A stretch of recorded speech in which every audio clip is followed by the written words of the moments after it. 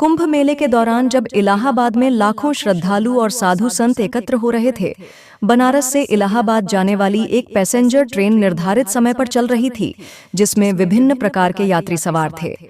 Train के तीसरे डिब्बे में एक नागा साधु बैठे हुए थे। उनका शरीर भस्म से सना हुआ था, सिर पर जटाएं बंधी हुई थी और वे गहरी साधना में लीन थे। उनके पास एक छोटा सा झोला और कमंडल रखा था। जब ट्रेन एक छोटे स्टेशन पर रुकी तो टिकट कलेक्टर और गार्ड ने डिब्बों का निरीक्षण करना शुरू किया। टिकट कलेक्टर ने साधु से टिकट की मांग की, पर साधु ने शांति से कहा, मुझे कुंभ जाना है, मुझे टिकट की आवश्यकता नहीं है। टिकट कलेक्टर ने कड़क आवाज में कहा, यहाँ बिना टिकट यात्रा नहीं हो सकती, आपको उतरना होगा। साधु ने शांतिपूर्वक उत्तर दिया, यह गाड़ी मुझे मेरे स्थान तक पहुंचा देगी। टिकट कलेक्टर ने गार्ड को बुलाया और साधु को जबरन ट्रेन से उतार दिया। जैसे ही साधु ट्रेन से उतरे, इंजन में खराबी आ गई और ट्रेन रुक गई। यात्रियों ने चौंक कर एक दूसरे से पूछा कि क्या यह घटना साधु के उतारने से जुड़ी है। कुछ यात्री इस बात से सहमत थे कि यह साधु की शक्ति का परिणाम हो सकता है, जबकि अन्य ने इसे संयोग माना। गार्ड और ड्राइवर ने इंजन की जांच की, लेकिन कोई समस्या नहीं पाई। फिर स्टेशन मास्टर ने मामले का जायजा लिया और किसी यात्री से सुना कि साधु प्लेटफार्म के एक कोने में ध्यान मग्न बैठे थे। स्टेशन मास्टर तुरंत उनके पास पहुंचे और उन्हें माफी मांगने की विनती की।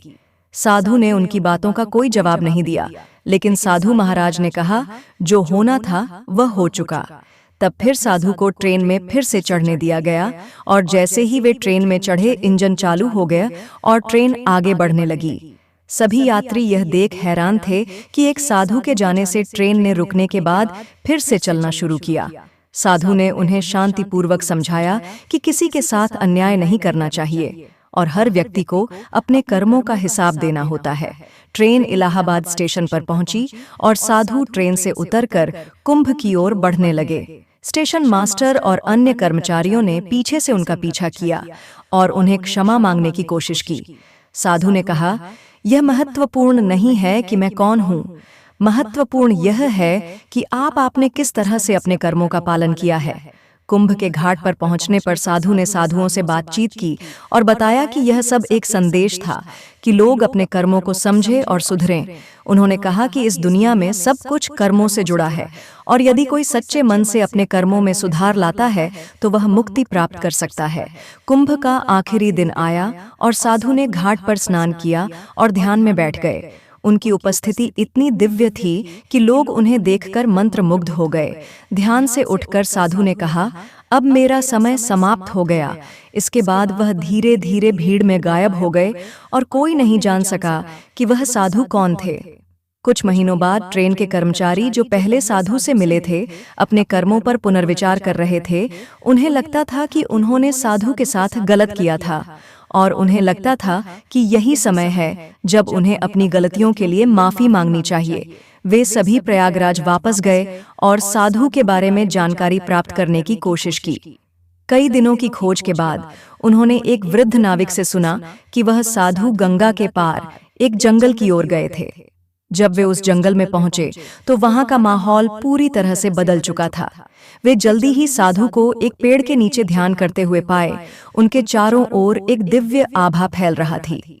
वे सभी साधु के पास पहुंचे और अपनी गलतियों के लिए माफी मांगी। साधु ने उन्हें कहा, तुम्हारा अपराध मुझसे नहीं बल्कि तुम्हारे अपने कर्मों से है। उन्होंने कहा कि अगर वह सच्चे दिल से प्रायश्चित करना चाहते हैं तो उन्हें दूसरों के प्रति दयालु होना चाहिए और अपने कर्मों में सुधार करना चाहिए। साधु ने अंत में कहा, सच्चा प्रायश्चित केवल अपने कर्मों को बदलने में है और यही तुम्हारे जीवन का मार्गदर्शन करेगा। इसके बाद वे सभी जंगल से बाहर निकले और अपने जीवन को पूरी तरह से बदल लिया।